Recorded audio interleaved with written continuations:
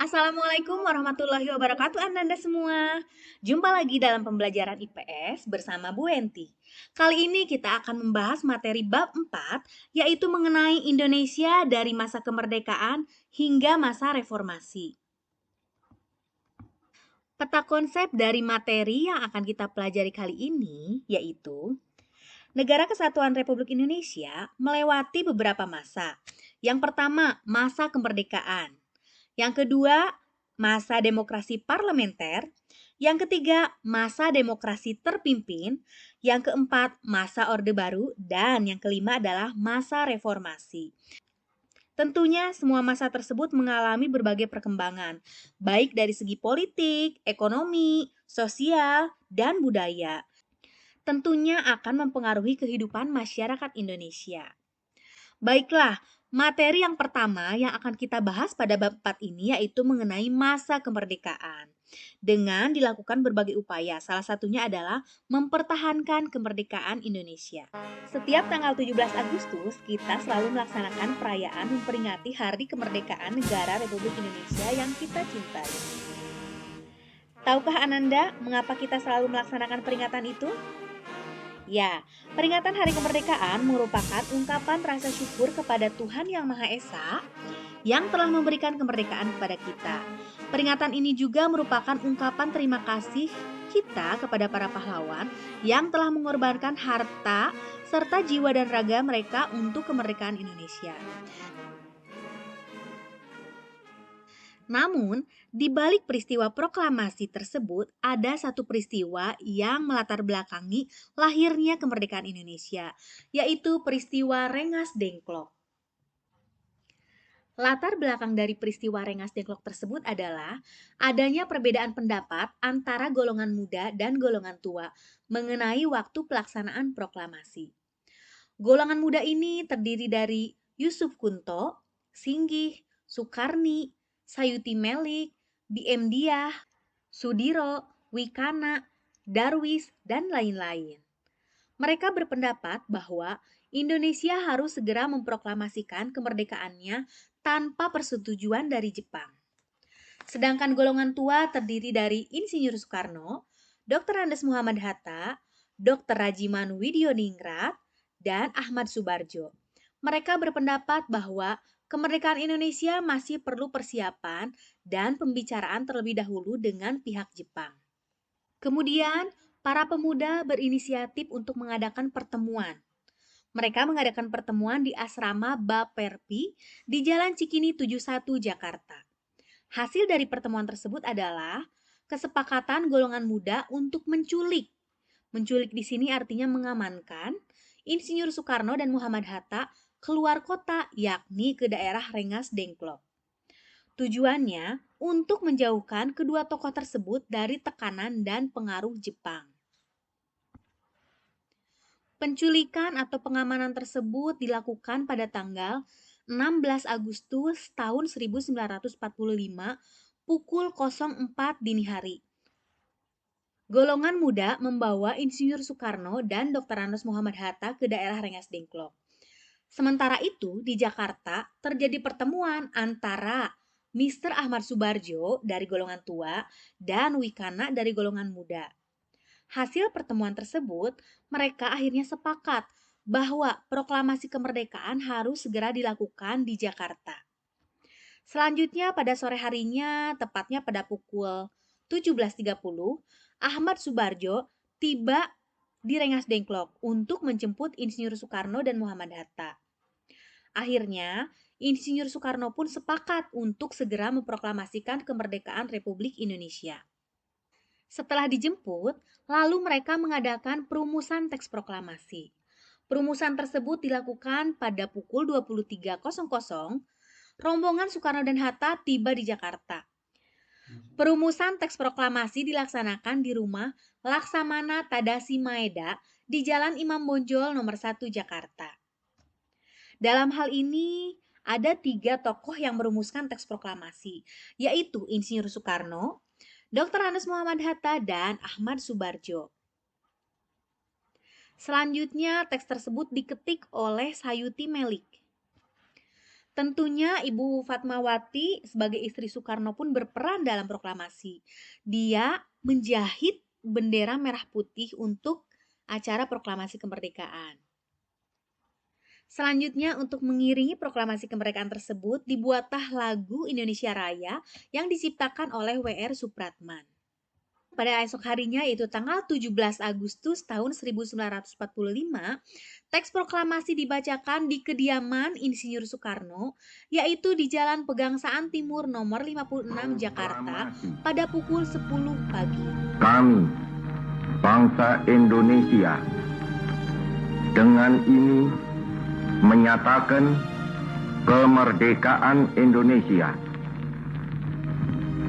Hal-hal yang mengenai pemindahan kekuasaan dan lain-lain diselenggarakan dengan cara saksama dan dalam tempo yang sesingkat-singkatnya.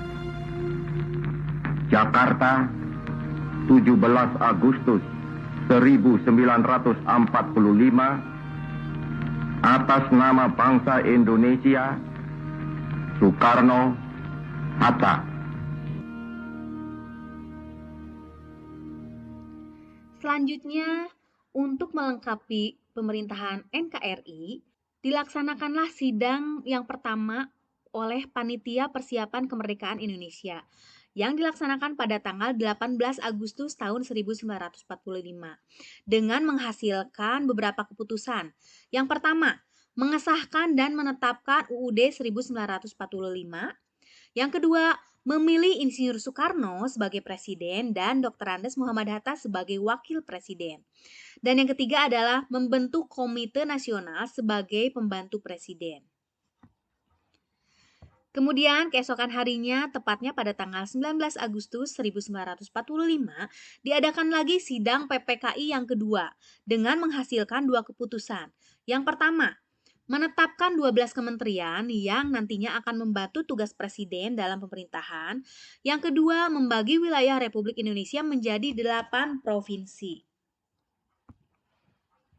Serta yang terakhir adalah sidang PPKI yang ketiga yang dilaksanakan pada tanggal 22 Agustus 1945 dengan menghasilkan 3 keputusan. Yang pertama, membentuk Komite Nasional. Yang kedua, membentuk Partai Nasional Indonesia. Dan yang ketiga, membentuk Badan Keamanan Rakyat. Setelah memproklamasikan kemerdekaan pada tanggal 17 Agustus 1945 tersebut, bangsa Indonesia masih harus menghadapi Belanda yang ingin mengembalikan kekuasaannya atas Indonesia. Dalam mempertahankan kemerdekaannya, bangsa Indonesia melakukan berbagai upaya.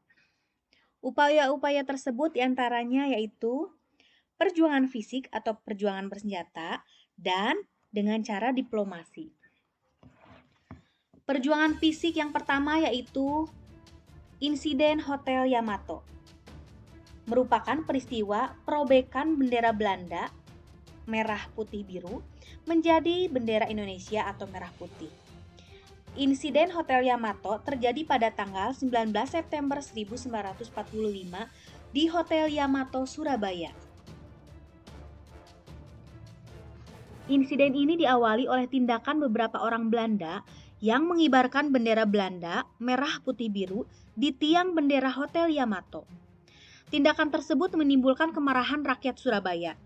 Mereka mendatangi hotel itu dan berusaha menurunkan bendera tersebut.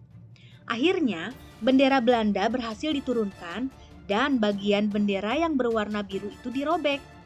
Kemudian, bendera dikibarkan kembali sebagai bendera Indonesia yang berwarna merah putih. Pengibaran bendera merah putih diiringi dengan pekikan merdeka berulang kali. Merdeka, merdeka, merdeka.